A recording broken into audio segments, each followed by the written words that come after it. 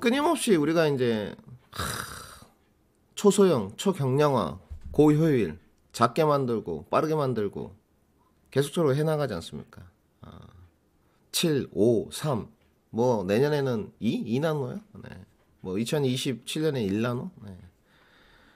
점점 작게 만들고 하는 계속적으로 성장주의 일환이에요. 근데 이제 성장주의 함정 안에 또 뭐가 있냐면 경기 민감주다 보니까 사이클이 있습니다. 여러분 들어보셨죠? 메모리 사이클은 몇 년? 4년. 근데 이거는 이제 메모리 사이클이 이제 대략적으로 4년이라고 4년 주기라고 하는데 결과물이 나온 걸 토대로 돌이켜 보니 4년 만에 돌았다더라. 맞잖아요. 이 4년 동안에 1년차, 2년차, 3년차, 4년차 흐르는 동안에는 뭐 내가 2년차, 3년차에 속해 있을 때 그게 4년 중인지 아닌지 몰라요. 결과물이 나오고 나서 통계치를 좀 종합해 보니 4년 주기더라. 맞지 않습니까? 그렇잖아요. 근데 지금의 어떤 대외 변수들을 보게 되면 완전히 틀린 것 같아요. 네. 이런 주기도 조금 달라지는 것 같고요. 네. 잠시만요. 제가 어제 또 뉴스를 하나 챙겨놓은 게 있어가지고 주기도 완전히 틀려지고요.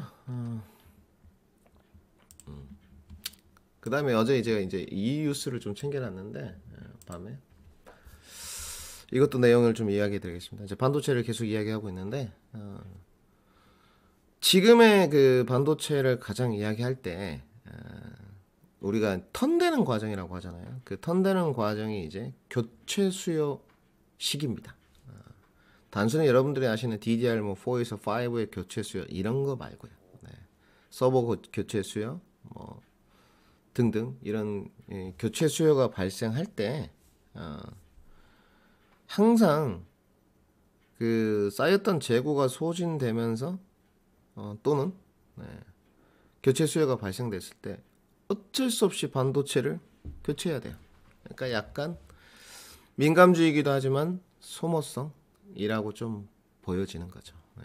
그런데 이제 지금까지 이제 이 반도체 업황이 내려왔을 때 흐름을 보게 되면 물론 삼중고에 시달렸지만 고물가, 뭐 어제 고환율 등등 고금리 이런 내용으로 기업의 가치가 떨어졌는데 이 교체 수요 시기가 2020년과 2021년에 실질적으로 굉장히 정점을 많이 찍었어요. 근데 그 정점을 많이 찍은 이유를 보게 되면 여러분들 아이러니하게 코로나였어요. 내용이. 기억들 나시죠? 야, 뭐 집에 있는 시간이 많아진다더라. 집에서 원격으로 해야 된다더라. 뭐 자율주행돼야 되고, 그러니까 비대면으로 가기 위한 정확하게 좀 고급 용어를 쓰면 비대면으로 가기 위한 수요가 급격히 증가했죠.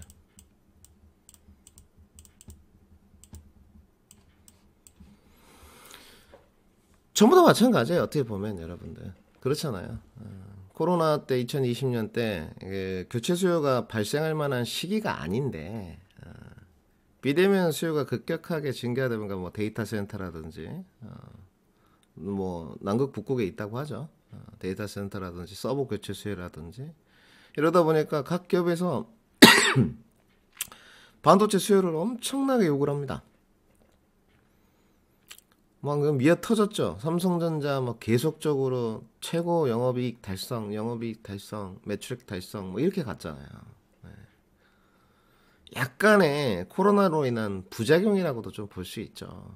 그래서 이제 재고 물량을 기업들이 막 축적시켜 놓다 보니까 일단 고객사에서 많이 달라고 하니까 엄청나게 찍었을 거 아닙니까? 그래서 어제 제가 뭐를 보여드렸죠?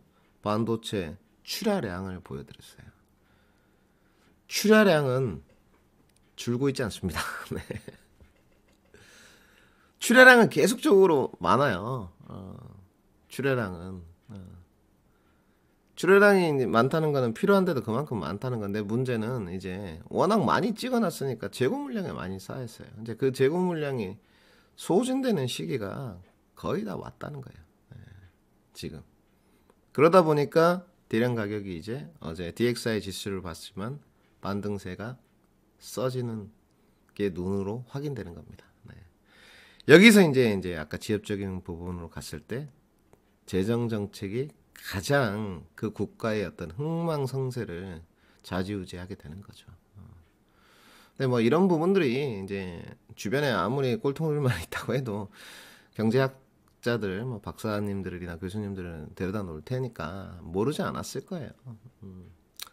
이번에 이제 이게 국회가 통과될지는 모르겠지만 그만큼 중요한 사항이 될 것 같고요. 자, 오늘 글로벌 시황으로 좀 넘어서 오늘 내용은 어렵지 않습니다.